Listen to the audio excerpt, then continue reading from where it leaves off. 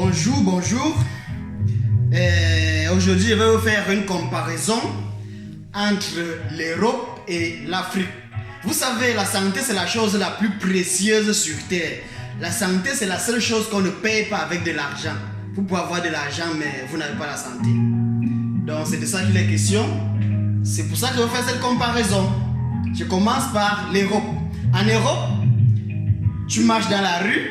Si peut-être tu as un malaise et tu t'écroules, les uns et les autres vont appeler les urgences, les sapeurs, l'ambulance et la police aussi qui va arriver très rapidement pour sécuriser l'endroit.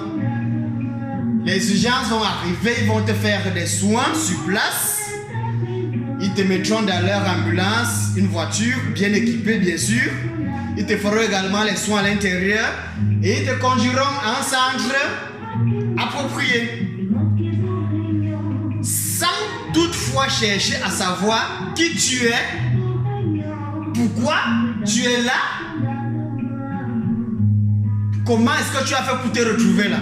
C'est-à-dire, ils t'administrent des soins sans savoir, sans toutefois chercher à savoir qui tu es.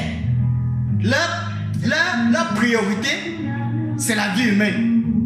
Une fois un citoyen appelle, oui, peut-être à la rue, il y a un monsieur qui s'est écroulé, ils viennent, ils s'occupent de toi sans savoir qui tu es. Sans rien te demander financièrement ou quoi que ce soit. On s'occupe d'abord de ta santé. C'est ça, donc, l'Europe. C'est ça, l'Europe. Et là, maintenant, nous venons en Afrique. En Afrique, vous marchez dans une rue. Si vous avez un malaise, vous vous écroulez. Tout le monde passe. On regarde, on guette. Et les uns et les autres commencent à dire je connais le monsieur là, c'est un sorcier. C'est un sorcier, je connais le monsieur là. Il passe. L'autre vient guette. Le monsieur là, c'est l'agent des gens qui l'a bouffé le valeur qu'à vous. Ça va te montrer. L'autre passe, il regarde. Il dit ça c'est un homme qui est trop méchant. Moi je connais le monsieur là. Il est trop méchant, donc il mérite ça. Entre temps, il y a ceux qui viendront avec leur téléphone. Ça c'est même la partie la plus grave. Quelqu'un vient son téléphone, il te filme au sol pendant que tu agonises et il met son commentaire. Cette vieille dame est tombée de l'avion de sorcellerie cette nuit. Il l'envoie sur Facebook. L'autre vient, il guette, il prend son téléphone, il filme, il met son commentaire. Cette vieille dame a surpris son mari en plein débat sexuel et elle veut se donner la mort. Elle met sur Facebook, elle publie. L'autre vient, il filme, il met son commentaire. Ce monsieur s'est fait attraper au port d'Abobo ce matin. Il a escroqué une dame et puis il a été frappé par la foudre. C'est-à-dire, c'est chacun qui vient, il te filme, il met son commentaire comme bon lui semble et il poste sur les réseaux sociaux. Et maintenant, celui qui t'aime trop alors, puisqu'il y a toujours ceux qui aiment beaucoup, pendant que tu es au sol, tu agonises, celui qui t'aime trop et qui a pitié de toi, il va venir vers toi. Vous savez pourquoi?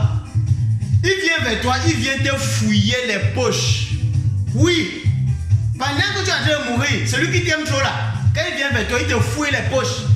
Ton argent, ton téléphone, tout ce que tu as de précieux, même tes bijoux, il enlève. C'est celui qui t'aime trop, hein? Celui qui a pitié de toi.